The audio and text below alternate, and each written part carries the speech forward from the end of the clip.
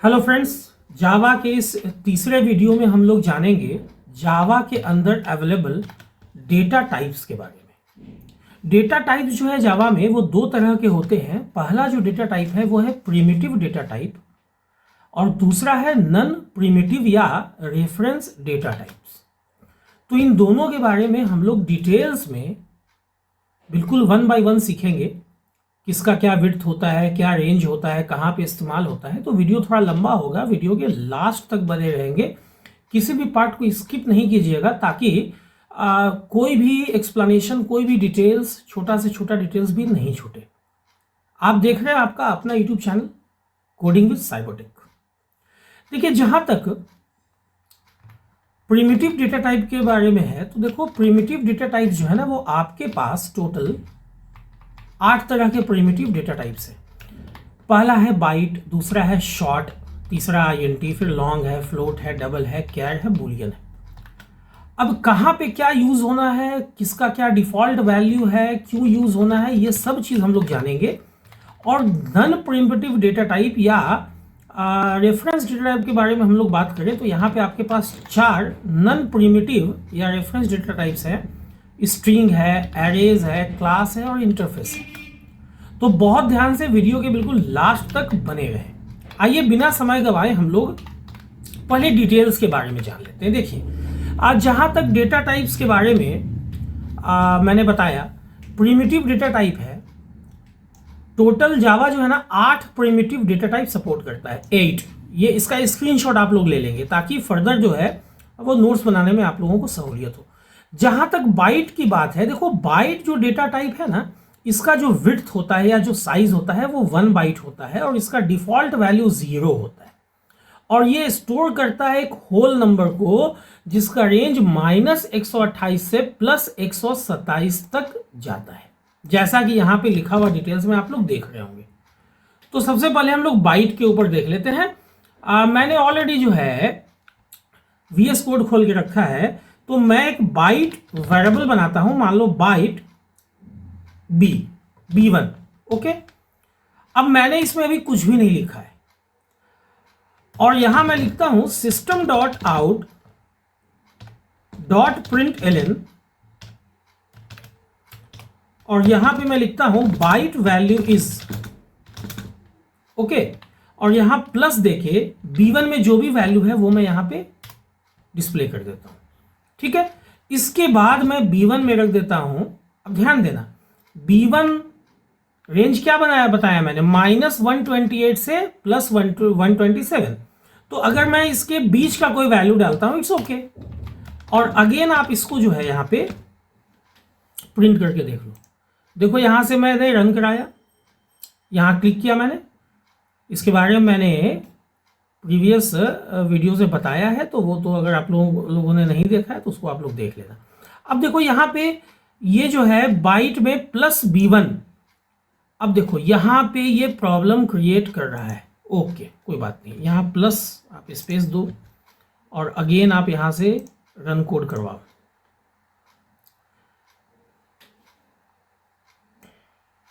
अब देखो यहाँ मैसेज आ रहा है रनिंग, है ना। हालांकि हम लोगों ने ये भी सीखा है कि टर्मिनल में कैसे ये चीज रन होता है। अब यहां पे क्या कर रहा है, देखो variable B1 might not have been initialised. सही बात है, यहां पे एरर दे रहा है। क्यों दे रहा है? क्योंकि B1 को मैंने इनिशियलाइज किया ही नहीं है। हालांकि देखो डिफॉल्ट वैल्यू 0 होता है, लेकिन जावा का अपना एक प्रॉपर्टी है कि जावा के वेरिएबल को अगर आप नहीं इनिशियलाइज करोगे ना तो ये ऑलवेज जो है C++ की तरह गार्बेज वैल्यू नहीं देगा। तो मैं ऐसा करता हूं कि यहां पे मैं 10 दे देता हूं। ओके, इनिशियलाइज मैंने कर दिया और उसके बाद यहां पे मैं 127 दे देता हूं। ओके, 127, तो ये क्या है, ये this is the 127 is the upper value. मैं ऐसा लिख दे रहा हूं, upper value of the range for byte. Okay, बहुत ध्यान से एक एक चीज समझेंगे। और उसके बाद मैंने अगेन B1 के वैल्यू को प्रिंट कर लिया। अब मैं ऐसा करता हूं ना कि बिल्कुल लोअर वैल्यू क्या है भाई, आपका -128 है। तो मैंने यहां पे असाइन कर लिया -128 और मैं यहाँ पे कमेंट लाइन में आप लोगों की सहूलियत के लिए लिख दे रहा हूं कि -128 जो है ना is the lower value of the range for byte. Okay, अब आप इसको यहां से रन कोड करवा के देखो। अभी तो ये देखो बाइट के बारे में हम लोग समझ गए, ठीक है। एक ही वीडियो काफी होगा, बहुत ध्यान से इसको आप लोग समझेंगे। अभी देखो रनिंग का मैसेज आ रहा है और देखो इसने क्या दिया, देखो ध्यान से। शुरू में इसने 10 दिया, फिर 127 दिया और फिर -128 दिया। यहां तक तो ठीक है, लेकिन मान लो कि आपने B1 में 127 जो अपर वैल्यू है उससे ज्यादा कोई वैल्यू रख दिया। अब ये क्या है, ये तो ओवरफ्लो का केस हो रहा है ना, ओवरफ्लो का केस हो रहा है। ओके, एक एक चीज को हम लोग समझेंगे। यहां पे ओवरफ्लो हो रहा है। ओवरफ्लो क्यों भाई? Because the value is greater than the upper value, range से ऊपर का वैल्यू है। ओके, कोई बात नहीं।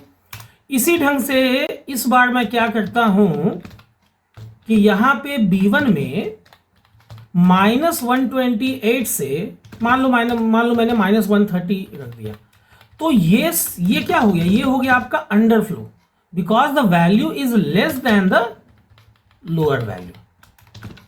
ओके, अब हम लोगों को यह भी चीज समझना है कि भाई इस केस में क्या होता है। अब मैंने रन करा दिया है, अब आप लोग देखो आउटपुट। C++ के केस में, ओवरफ्लो के केस में जो है ना लोएस्ट पॉसिबल वैल्यू चला आता, और यहां पे देखो क्या आ रहा है। अब देखो ध्यान से, इसको हम लोगों को समझना होगा। हम लोग बहुत ध्यान से इसको नीचे तो जाते हैं। यहाँ पे देखो, अब देखो यहाँ अंडरफ्लो हो रहा है। अब इसने एरर दे दिया। देखो फर्क समझो, ये फर्क समझना इंपॉर्टेंट है। मैं हर डेटा टाइप में ये चीज नहीं बताऊंगा। अगर यहां पे आप C या C++ यूज कर रहे होते ना, तो ओवरफ्लो के केस में लोएस्ट पॉसिबल वैल्यू जो रेंज का होता है वो दे देता, और अंडरफ्लो के केस में जो हाईएस्ट जो पॉसिबल वैल्यू था डेटा टाइप के रेंज के हिसाब से वो दे देता। लेकिन यहां पे इसने क्या किया, यहां पे सिंपली एरर दे दिया जावा ने। ये एक बहुत बड़ा फर्क है। चलो इस पार्ट को मैं डिलीट कर देता हूं, ठीक है। ओके, अभी हम लोग क्या करते हैं, अगेन इसको एग्जीक्यूट कराते हैं। ये एक चीज, ये कॉन्सेप्ट हम लोगों का क्लियर हो गया कि जावा में आप C या C++ की तरह काम नहीं कर सकते हो। वहां की तरह आप एक्सपेक्ट नहीं कर सकते हो कि आउटपुट मेरा ये आएगा। अब देखो यहाँ पे 10, 127, -128 आ रहा है। इसको हम लोग टर्मिनल से भी एक बार रन करा लेते हैं। CLS स्क्रीन क्लियर करने के लिए मैंने ये ऐसा बता रखा है पिछले वीडियो में। जावा सी स्पेस abc.java। अभी देखो ये कंपाइल हो रहा है। अब इसके बाद हम लोगों को इसको रन भी करना होगा, जावा और स्पेस ABC देके। अभी देखो आउटपुट आपका यहां पे ऐसे भी आ सकता है, ठीक है। तो उम्मीद करता हूं ये पर्टिकुलर डेटा टाइप आप लोगों ने अच्छे से समझा होगा। अब देखो दूसरा डेटा टाइप जो है वो है शॉर्ट। जैसा कि आप लोग स्क्रीन पर देख पा रहे होगे, शॉर्ट का जो साइज होता है, विड्थ होता है, वो 2 बाइट्स होता है। और ये -32768 मतलब 32,768 से प्लस 32,767 तक इसका एक रेंज होता है। तो अगर मैं यहां पे, बहुत ध्यान से समझोगे आप लोग, मैं इसको क्लोज कर देता हूं और यहां पे बाइट के जगह अगर मैंने यहां शॉर्ट ले लिया, SHORT शॉर्ट, मान लो मैंने ले लिया S1। अब यहां पे सपोज मैंने 100 रख दिया। ओके, यहां पे मैं दे देता हूं short value is S1। Okay, अब यहां पे क्या करता हूं कि भाई प्लस में आपका 32,767, यही तो वैल्यू है, क्योंकि 32,767 जो है वो आपका अपर वैल्यू है। किसके लिए भाई? शॉर्ट के लिए, शॉर्ट डेटा टाइप के लिए। तो यहां पे क्या आएगा, यहां पे आएगा, यहां पे तो भाई शॉर्ट वैल्यू नहीं, मैं शॉर्ट वैल्यू आएगा 100, और यहां पे मैसेज मैं चेंज कर देता हूं कि शॉर्ट वैल्यू इज, तो यहां पे -32,768 आएगा। इसी ढंग से मैं यहाँ पे -32,768 दे देता हूं, क्योंकि भाई -32,768 जो है ना, ये लोअर वैल्यू है for the range short. Okay, और यहां पे अगेन मैं इस वन को प्रिंट कर देता हूं, यहां पे मैसेज को कर देता हूं change short value is. Okay, अब यहां से मैं रन करवाता हूं, देखो आउटपुट क्या आएगा। देखो मैंने बाइट और शॉर्ट में थोड़ा सा लंबा ऐसे बता दिया आप लोगों की सहूलियत के लिए, बाकी डेटा टाइप के साथ भी आप ऐसे ही यूज कर लोगे। अब देखो यहाँ पे क्या आ रहा है, B1। एक्चुअली मैंने शॉर्ट का नाम चेंज किया ना, यहाँ पे मैंने वेरिएबल का नाम B1 ही रहने दिया था, S1 कर लो आप, ठीक है। और अगेन एक बार आप इसको रन करवा लो, कहीं कोई दिक्कत नहीं है, ठीक है। तो बाकी डेटा टाइप के साथ आप लोगों को ये काम करना है। मैं शुरुआती वीडियोस में वो अलग अलग तरीका आप लोगों को बता दूंगा। अच्छा, S1 में माइनस लगता है मैंने ज़्यादा वैल्यू डाल दिया, देखो यहाँ -32,768 डालना था। ओके, कोई बात नहीं है, आप अगेन इसको एग्जीक्यूट करा लो। तो रेंज का यहाँ ख्याल रखना है, और C++ की तरह नहीं होता है। यहाँ पे देखो आ रहा है ना, short value is 100, short value is -32,768 -32,768, ठीक है। इसको मैं यहाँ टर्मिनल से भी एग्जीक्यूट कराता हूँ। टर्मिनल पे मैंने क्लिक किया, CLS से स्क्रीन क्लियर किया, और चूंकि चेंजेस हो गया है ना जावा सी से, मुझे अगेन कंपाइल करना होगा abc.java फाइल को, और रन कराने के लिए जब ये कंपाइलेशन सक्सेसफुल हो जाएगा, अभी देखो अभी कंपाइल हो गया सक्सेसफुल होने का मतलब है कि दोनों के बीच में कोई मैसेज नहीं आना चाहिए, अदरवाइज वो एरर मैसेज आता है। आप देखो यहाँ पे, ठीक है। तो इस ढंग से हम लोगों ने क्या जाना, हम लोगों ने जाना कि भाई ठीक है बाइट होता है और लॉन्ग होता है, ये चीज तो हो गया। चलो अब इसको हम लोग क्या करते हैं ना, अभी हम लोग फिलहाल इसको हटा देते हैं, और अब जैसे हम लोग ले लेते हैं बाइट बी, बाइट ए, चलो बाइट ए इक्वल्स 100, यहीं पे आप ले लो ना शॉर्ट बी इक्वल्स मान लो 400, माइनस भी ले सकते हो, मैंने बता रखा। अच्छा, अब अगला डेटा टाइप क्या आपका INT है, 4 बाइट्स का होता है। INT का साइज क्या होता है, यहाँ पे 4 बाइट्स होता है, और ये इसका देख लो रेंज भी मैंने यहाँ पे लिखा है, आप लोग स्क्रीनशॉट ले लेना। INT है, लॉन्ग है, फ्लोट है, सबका डिस्क्रिप्शन है। लॉन्ग जो है वो 8 बाइट्स का होता है, फ्लोट 4 बाइट्स का होता है, डबल भी 8 बाइट्स का होता है, यहाँ पे कैर 2 बाइट्स का होता है, और यहाँ देखो एक एक्स्ट्रा डेटा टाइप है बूलियन, ये 1 बिट का होता है, जो या तो ट्रू या फिर फॉल्स को रखता है। तो हम लोग एक एक करके इसको भी देख लेते हैं। अभी INT पहले हम लोग यहाँ पे एक वेरिएबल लेते हैं, INT C इक्वल्स मान लो 500। अच्छा, माइनस भी आप ले सकते हो ना, है ना, इतना तो आप लोगों को पता होगा। INT के बाद अपने पास data type long and float है, चलो हम लोग लॉन्ग भी ले लेते हैं। लॉन्ग D इक्वल्स ऐसा कुछ मैंने डाल दिया सेमीकोलन, ठीक है। Long D, float and double हम लोगों को लेना है। अब यहां फ्लोट E इक्वल्स मान लो मैंने 9.8 ही ले लिया, कोई फर्क नहीं पड़ता है। इसी ढंग से डबल। अच्छा, अब देखना एक चीज यहां ध्यान देना, 9.E जो है ये चीज अभी अभी अभी हम लोग समझेंगे। यहां बाय डिफॉल्ट कोई भी रियल नंबर डबल होता है, लेकिन हम लोग इसको अभी कंपाइल करके देखेंगे। ये चीज आप लोगों को प्रैक्टिकली समझ में आना चाहिए। डबल F में भी मैंने 9.8 ही रखा है, जानबूझ के ऐसा रखा है, आप लोग समझना क्यों रखा है, अभी आगे आने वाले समय में समझ में आएगा। कैड और बूलियन एक बचा हुआ है, चलो कैड G इक्वल्स मैं रख देता हूं कैपिटल S सिंगल कोटेशन में, है ना, और बूलियन H में मैं रख देता हूं बाय डिफॉल्ट मैंने मान लो रख दिया फॉल्स। अब मैं बारी बारी से सबके वैल्यू को प्रिंट करता हूं, हालांकि देखो अभी क्या होगा समझना। प्रिंट एलन, अब मैं लिखता हूं byte value is, okay, plus. देखो वीडियो तो लंबा होगा ही होगा भाई, क्योंकि एक ही वीडियो काफी होगा सारे डेटा टाइप्स को समझने के लिए, तो वीडियो तो लंबा होगा। तो ध्यान से वीडियो को स्किप मत कीजिएगा, वीडियो को छोड़ के नहीं जाना है आप लोगों को। यहां पे मैं लिख देता हूं भाई शॉर्ट वैल्यू इज, ओके। अगले बार C के वैल्यू को प्रिंट करना है, C आपका INT है, तो मैं यहां पे लिख देता हूं INTEGR, integer value is. Similarly D का आपका जो D जो है वो लॉन्ग है, तो मैं यहां पे लिख देता हूं लॉन्ग। अच्छा, यहां पे आप जैसे यहां स्मॉल लिखने की जरूरत नहीं है, तो मैसेज है ना, आप जैसे चाहो वैसे लिख सकते हो। चलो D के बाद E की बारी आई, जो कि फ्लोट वैल्यू है, तो मैं यहाँ पे फ्लोट का F कैपिटल लिख देता हूँ, आप चाहो तो कंप्लीट कैपिटल लिख दो, ये मैसेज है।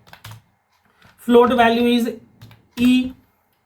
F के बारे में, F क्या है भाई आपका, F आपका डबल है, लेकिन देखना कहाँ ट्विस्ट आएगा, डबल वैल्यू इज F, और आपका G जो है वो कैरेक्टर का वैल्यू है, चलो जी को भी मैं प्रिंट कर देता हूं, ये आपका कैरेक्टर वैल्यू है ना। सिमिलरली देखो लास्ट बचा हुआ आपका एच है जो कि बूलियन वैल्यू है। ओके, चलो एच को भी मैं यहां पे प्रिंट कर देता हूं, यहां पे मैं मैसेज देता हूं बूलियन वैल्यू। लेकिन अभी अगर आप इसको यहां से रन करवाओगे, अभी अगर सी या सी प्लस प्लस होता ना तो ये 9.8, देखो यहां वन एरर आ रहा है। क्यों भाई? ये फ्लोट की वजह से आ रहा है, इनकम्पेटेबल। देखो जावा जो है ना वो टाइटली टाइप्ड लैंग्वेज है। आपको यहां इस चीज को मैं अलग से लिख देता हूं, आपको देखो यहां बताना होगा ऐसे करके कि 9.8 जो है ना वो फ्लोट में कन्वर्ट करो। दिस इज कॉल्ड एक्सप्लिसिट या manual type casting, manual type casting है ना। ये चीज बहुत इंपॉर्टेंस रखता है, आपको ये चीज समझना होगा। सी और सी प्लस प्लस में ये चीज नहीं करना पड़ता था, हालांकि कुछ एडिटर्स में, कुछ कंपाइलर्स में ऐसा करना पड़ता था, लेकिन फिर भी सी या सी प्लस प्लस जो है ना वो आपका लूजली टाइप लैंग्वेज था। मैं यहां लिख देता हूं कि C and C plus plus is a loosely typed language, जबकि जावा जो है ना, Java is a tightly typed language, या इसी को बोलते हैं टाइटली टाइप्ड बोलो या स्ट्रिक्टली टाइप्ड बोलो, टाइप्ड लैंग्वेज। मैंने कमेंट लाइन में ऐसा लिख दिया है, आप लोग स्क्रीनशॉट ले लेना। अब देखो थोड़ा सा मैंने चेंज किया। अब इसके बाद मैं रन करा के आप लोगों को दिखाता हूं। अभी देखो रनिंग का मैसेज आ रहा है, ठीक है, रन होने दो, फिर मैं टर्मिनल पे भी आप लोगों को ये चीज़ रन करके दिखाऊंगा। देखो कहीं कोई दिक्कत नहीं है, आपका वैल्यू यहाँ पे आ रहा है। Byte value is 100, short value is 400, -500, जो भी है सब आ रहा है। और अगर मैं यहाँ टर्मिनल पे आ जाऊँ, यहाँ पे मैं CLS लिख के स्क्रीन क्लियर कर देता हूँ, और यहाँ मैं लिखता हूँ जावा सी स्पेस abc.java, और उसके बाद ये कंपाइल हो रहा है ना, उसके बाद मैं जावा ABC लिख के, याद रखना एग्जीक्यूशन में आपको एक्सटेंशन नहीं देना है, क्योंकि जब आप कंपाइल करते हो ना किसी जावा फाइल को जिसका एक्सटेंशन जावा होता है तो क्लास फाइल बनता है, एक्सटेंशन क्लास हो जाता है, तो एग्जीक्यूशन में एक्चुअली वो क्लास फाइल एग्जीक्यूट होता है। देखो आउटपुट आपका परफेक्ट आ रहा है। वैल्यू आप जैसे लो, अभी मैंने इनपुट लेना नहीं बताया, ठीक है। तो ये तो हो गया कि भाई आपका जो प्रिमिटिव डेटा टाइप था ये यहां तक हो गया कंप्लीट। ओके, आप लोगों ने सीख लिया कैसे प्रिमिटिव डेटा टाइप को आप लोगों को यूज करना है, कैसे वेरिएबल बनाना है। अब देखो आपके पास नॉन प्रिमिटिव डेटा टाइप में जो पहला डेटा टाइप है वो है स्ट्रिंग। स्ट्रिंग का क्या काम है भाई? स्ट्रिंग का काम है सीक्वेंस ऑफ कैरेक्टर्स को स्टोर करना। अब ध्यान से देखो, मैं यहां लिखता हूं स्ट्रिंग, स्ट्रिंग का एस कैपिटल रखना। मान लो मैं यहां माई str लिख देता हूं या माई स्ट्रिंग लिख देता हूं, कुछ भी लिख दो ना, और यहां मैं स्टोर करता हूं welcome to the world of Java, ठीक है। माई स्ट्रिंग या एम स्ट्रिंग आप रख लो। देखो ये वेरिएबल का नाम है, आप यहां कुछ भी रख सकते हो, आप एस ले लो ना, क्या फर्क पड़ता है उससे, ठीक है।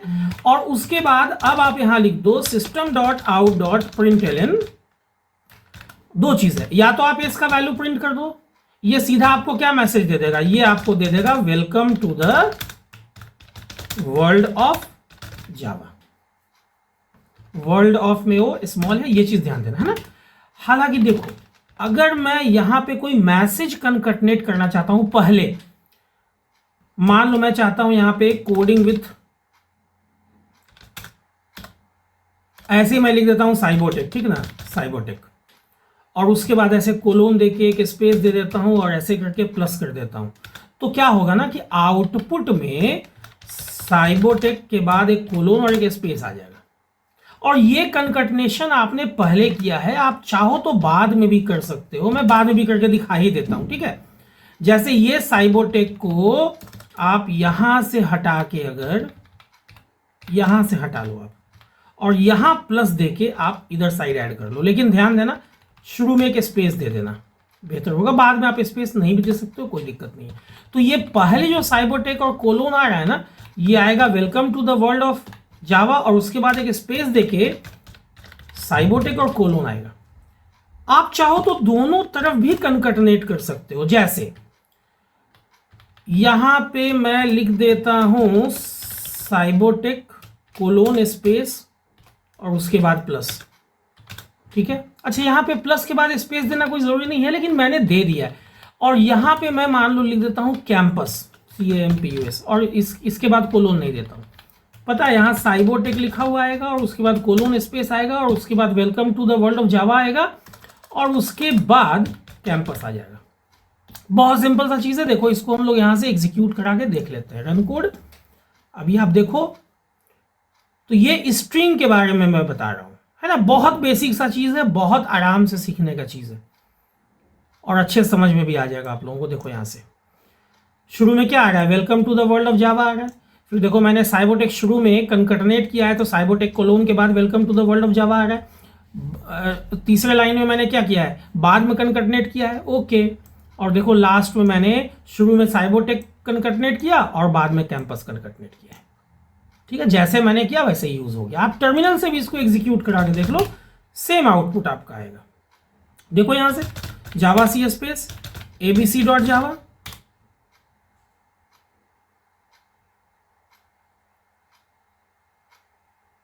ठीक है, जावा स्पेस abc, देख लो सेम आउटपुट आ रहा है ना।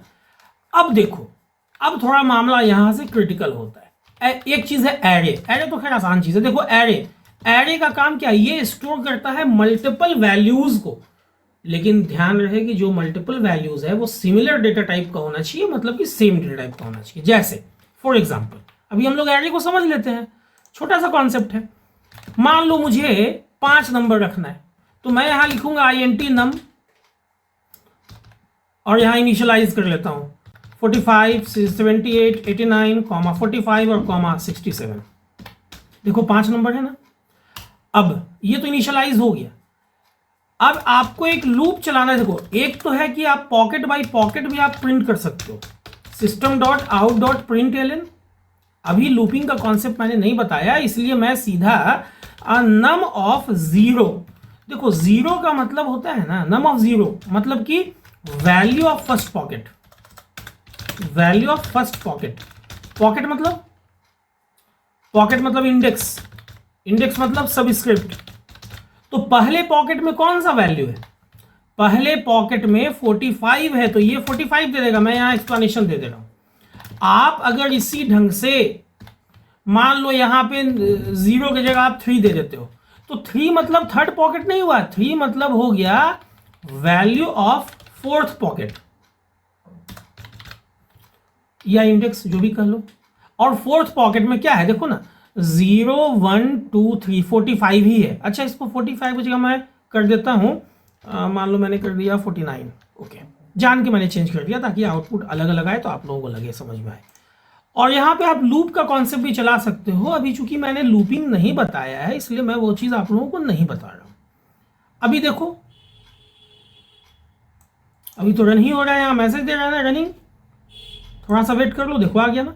क्या आया शुरू में, देखो यहां से शुरू में इसने 45 दिया है और उसके बाद क्या दे दिया, 49 दे दिया, है ना। तो ये जो आपका कॉन्सेप्ट था, ये था आपका कॉन्सेप्ट एरे का। यहां से भी आप सिमिलरली आप यहां से भी जावा सी स्पेस abc.java करके कंपाइल कर लो, और उसके बाद जब कंपाइल सक्सेसफुली हो जाए ना, कंपाइलेशन जब सक्सेसफुली हो जाए, तो जावा abc लिख के इंटर प्रेस कर दो। देखो आपके सामने यह रिजल्ट आ गया, ठीक है। तो लेकिन हालांकि देखो एरे है, थोड़ा बड़ा चैप्टर है, तो इसके बारे में मैं आप लोगों को आने वाले वीडियोस में सेपरेटली बताऊंगा, ठीक है। अभी देखो अगला कॉन्सेप्ट है क्लास और इंटरफेस का। छोटा सा कॉन्सेप्ट हम लोग देख लेते हैं। हालांकि देखो यहां एक चीज और है, मालूम है, मैं इसको लिख देता हूं ई। यहां एक कॉन्सेप्ट है, कॉन्सेप्ट नंबर डी आप मान लो, एक्सट्रैक्ट का भी कॉन्सेप्ट है, ठीक है। ये भी क्लास ही की तरह यूजर डिफाइंड डेटा टाइप है। मैं यहां पे वही चीज इसके बारे में लिख देता हूं कि स्ट्रक्चर भी क्या होता है, स्ट्रक्ट भी एक तरह का यूजर डिफाइंड डेटा टाइप है जो एक्चुअली ब्लूप्रिंट होता है जिससे आप ऑब्जेक्ट बनाते हो। अब देखो क्लास से जो ऑब्जेक्ट बनता है ना वो हेवी वेटेड ऑब्जेक्ट होता है। क्लास से जो ऑब्जेक्ट बनता है मैं यहां लिख देता हूं वह कैसा होता है भाई, तो हेवी वेटेड ऑब्जेक्ट होता है। एक्चुअली क्लास तभी बनाना चाहिए ना जब क्लास के अंदर कोड बहुत बड़ा है, इसीलिए हेवी वेटेड ऑब्जेक्ट होता है। और स्ट्रक्चर से जो ऑब्जेक्ट बनता है ना वो होता है आपका लाइट वेटेड ऑब्जेक्ट। शुरुआती का कुछ कॉन्सेप्ट जो है शुरुआत में जो कॉन्सेप्ट है क्लास और स्ट्रक्चर का सेम लगता है, लेकिन बाद में जाके क्लास सुपीरियर हो जाता है। अब ये क्लास क्या है, स्ट्रक्चर क्या है, बहुत ध्यान से आप लोग समझेंगे। जब वीडियो के यहां तक बने हुए तो छोटा सा चीज और देखो, ये जो मेन है ये तो अपने आप में एक क्लास है। अब देखो क्या है, मान लो मैंने ऊपर एक क्लास बनाया, class my class 1, okay. Curly braces ऐसे खोलना है, बंद कर देना है। ये जो लास्ट में बंद हुआ ना, this is the end of the class. कौन सा क्लास है भाई, माई क्लास 1। अब देखो क्लास के अंदर आप क्या क्या रख सकते हो। क्लास के अंदर आप वेरिएबल्स को रख सकते हो एंड मेथड्स को रख सकते हो। और कोशिश ये करना है कि जो भी आपका वेरिएबल है ना वो या तो प्राइवेट हो, जैसे प्राइवेट आईएनटी है, या प्रोटेक्टेड हो, प्रोटेक्टेड आईएनटी बी। ठीक है। अब क्या है ना, ये देखो ये दोनों बाहर से एक्सेसिबल नहीं है, प्राइवेट है और प्रोटेक्टेड है। इसके बारे में आगे मैं बताऊंगा कि एक्चुअली होता क्या है, बहुत डिटेल का चीज है ये। चलो फिलहाल मैंने ऐसा बना लिया। अब एक मैं फंक्शन बनाता हूं, पब्लिक वॉइड मान लो इनपुट, और यहां मैं ए में रख देता हूं 10 और बी में रख देता हूं मान लो 60। देखो थोड़ा सा क्रिटिकल चीज तो है। अब आपका जो ये माई क्लास 1 बन रहा है ना, ये जो माई क्लास 1 बन रहा है, इसके अंदर देखो ये मेंबर 1 हो गया, इसको कहेंगे मेंबर वेरिएबल 1 है ये, ओके। और ये आपका मेंबर वेरिएबल 2 है, मेंबर तो है। और ये आपका मेंबर फंक्शन हो गया। चलो मेंबर फंक्शन 1 या मेथड भी कहते हैं इसी को, मेथड 1। अब ये मेथड क्या कर रहा है, ए में 10 असाइन कर रहा है और बी में 60 असाइन कर रहा है। इसी ढंग से मैं पब्लिक वॉइड डिस्प एक मेथड बना देता हूं। ये आपका क्या बन गया, ये आपका बन गया मेंबर फंक्शन 2, या आप इसको कर सकते हो मेथड 2। और यहां पे मान लो मैंने लिख दिया, मैसेज दे दिया system.out.println, ठीक है। और यहां पे मैंने दे दिया कि भाई फर्स्ट इंटीजर इज, कौन है पहला इंटीजर, तो जो ए में है, ओके। ए का वैल्यू प्रिंट हो गया। सिमिलरली अब दूसरा जो वेरिएबल, जो दूसरा मेंबर वेरिएबल है वो भी इंटीजर ही है। आप चाहते हैं ना, देखो यहां पे कोई जरूरी नहीं कि ये इंटीजर ही हो, आप चाहो तो यहाँ पे फ्लोट, डबल, लॉन्ग कुछ भी ले सकते हो। चलो फिलहाल हम लोगों ने इंटीजर ही ले लिया है, कोई दिक्कत नहीं है। यहाँ पे बी के वैल्यू को मैं प्रिंट कर देता हूँ। अब देखो ये जो क्लास आपका बना ना, ये एक तरह का डेटा टाइप बन गया, एब्स्ट्रैक्ट डेटा टाइप बन गया। अब लेकिन ये क्लास एक ब्लूप्रिंट है, एक नक्शा है, एक मैप है, ठीक है। इससे कुछ होने नहीं जा रहा अभी, जब तक कि आप ऑब्जेक्ट नहीं बनाओगे।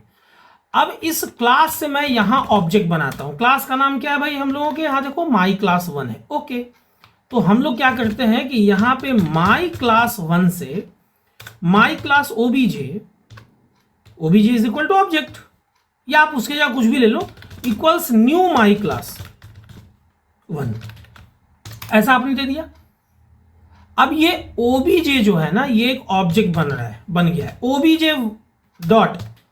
अब देखो यहां से आप प्राइवेट या प्रोटेक्टेड मेंबर को कॉल नहीं कर सकते हो। अगर आप सोचोगे कि मैं ए से 100, ए में 100 साइन कर लो, ये आपको एरर देगा। क्यों भाई, क्योंकि A is private in class my class 1, you can't access it. और सिमिलरली अगर आप ये सोचोगे, इसीलिए वेरिएबल को ऑलवेज क्या रखना चाहिए, प्राइवेट या प्रोटेक्टेड रखना चाहिए। मान लो मैंने बी में 100 डाला, 10 डाला सपोज, ये भी एरर देगा।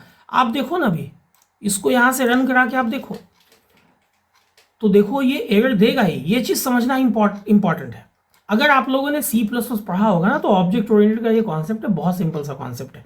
देखो सेम एरर दे रहा है, यहां देखो, ठीक है। अच्छा प्रोटेक्टेड तो फिर भी रन हो जाता है, ये प्रोटेक्टेड तो खैर रन हो जाएगा, कोई बहुत बड़ी बात नहीं है। लेकिन चलो मैं दोनों को प्राइवेट ही रख देता हूं, ठीक है।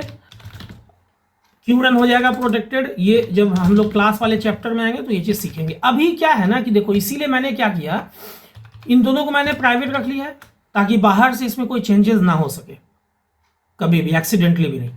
अब इनपुट फंक्शन जब कॉल होगा ऑब्जेक्ट के थ्रू ही कॉल होगा, चूंकि ये नॉन स्टैटिक है। देखो यहां पब्लिक के बाद स्टैटिक नहीं लगा हुआ है, कोई भी वैसा मेथड जो अपने पहले स्टैटिक नहीं लगाता है that is called non static method. देखो ये सब चीज आगे आने वाले वीडियोस में आप लोगों को मैं एक एक करके बताऊंगा, फिलहाल थोड़ा बेसिक तो क्लियर हो जाना चाहिए। सिमिलरली ये भी आपका जो डिस्प भी जो है ना, ये भी आपका नॉन स्टैटिक मेथड ही है, ये भी आपका नॉन स्टैटिक मेथड हो गया डिस्प भी, ठीक है, क्योंकि इसके पहले भी स्टैटिक नहीं लगा हुआ, इसको भी ऑब्जेक्ट चाहिए होगा कॉल होने के लिए।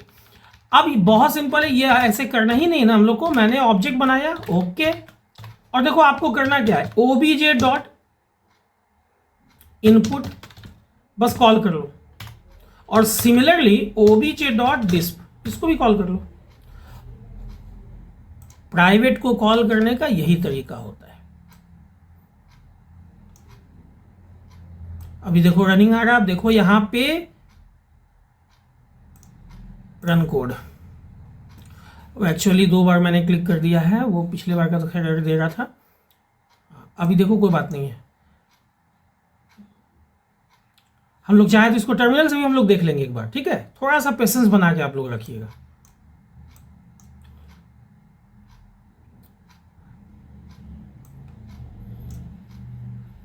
इसको यहां से मैं क्लोज कर देता हूं। अभी देखो क्या आ रहा है आउटपुट, फर्स्ट इंटीजर इज 10, देख लो यहाँ, एंड सेकेंड इंटीजर इज 60। तो ये इस ढंग से क्लास काम करता है। अच्छा फिलहाल क्लास की जगह अगर आप स्ट्रक्ट भी लिख देते हो कोई बात नहीं है, स्ट्रक्चर भी फिलहाल तो क्लास ही की तरह काम करेगा। ये end of the class my class 1 नहीं हुआ, स्ट्रक्ट हो गया। अच्छा स्ट्रक्ट का नाम माई क्लास 1 मैंने रख दिया, क्या फर्क पड़ता है, कोई दिक्कत नहीं है, नाम से क्या फर्क पड़ता है। चलो हटाओ ना, अगर आपको लग रहा है कि माई क्लास और ये वो से दिक्कत है तो आप स्ट्रक्ट का नाम रख लो ना XYZ, उससे क्या दिक्कत है ना। और ये आपका XYZ स्ट्रक्ट का काम खत्म हो रहा है, यहाँ पे बंद हो जा रहा है। तो यहाँ पे माई क्लास 1 ना लेके, हालांकि आप माई क्लास 1 भी रख सकते थे, वो कोई बहुत बड़ी बात नहीं थी। वेरिएबल क्लास का नाम, वेरिएबल का नाम, ये सब आइडेंटिफायर होता है। और यहाँ पे भी आपको XYZ रखना होगा। और ये XYZ देखो जो मैं लास्ट में लिख रहा हूँ ना, ये कंस्ट्रक्टर होता है। ये सब चीज़ मैं डिटेल्स में आप लोगों को बताऊंगा, फिलहाल एक ओवरव्यू मैं दे रहा हूँ नॉन प्रिमिटिव डेटा टाइप का, जिसको रेफरेंस डेटा टाइप भी कहा जाता है। अभी देखो फिर से ये रन कर रहा है, कोड 1 एरर दे रहा है, XYZ obj equals new XYZ। क्या लिया मैंने भाई, स्ट्रक्ट XYZ, ठीक है। और मैंने यहाँ प्राइवेट रखा है INTA। यहाँ देखो टर्मिनल पे इसको मैं एग्जीक्यूट कराता हूँ CLS, और यहाँ से जावा सी स्पेस abc.java कंपाइल करने के लिए। अब देखो यहाँ पे क्या दे रहा है, use enable preview to enable implicit declared classes. अच्छा classes interface enable record expected classes, सही बात है। तो चलो अभी हम लोग क्या करते हैं ना कि इसको हम लोग स्ट्रक्ट वाला कॉन्सेप्ट यूज ही नहीं करते, हम लोग सीधा क्लास वाला ही कॉन्सेप्ट यूज कर लेते हैं। सेम कॉन्सेप्ट है, कोई बहुत बड़ी बात नहीं है। और इसको हम लोग अगेन यहाँ से मैंने चेंजेस कर लिया है, तो यहाँ से CLS करके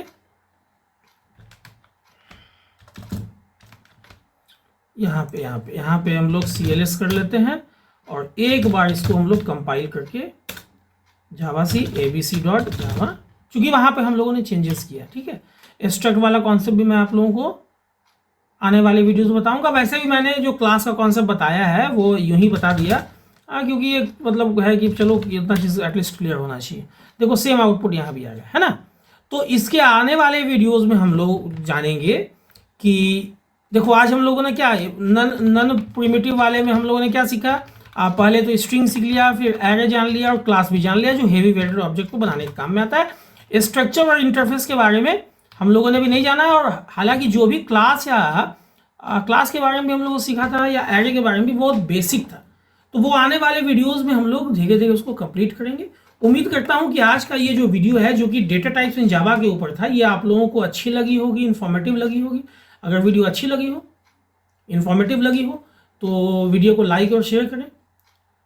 चैनल पे नए आए हैं या चैनल को अभी तक सब्सक्राइब नहीं किया है लेकिन इस ढंग के वीडियो में इंटरेस्ट रखते हैं जो कोडिंग से रिलेटेड होता है, तो चैनल को सब्सक्राइब करते हैं, बेल बटन को हिट करना ना भूलें ताकि जो भी वीडियो मैं अपलोड करूं उसका नोटिफिकेशन आप लोगों तक पहुंचे, ताकि वीडियो मिस ना हो।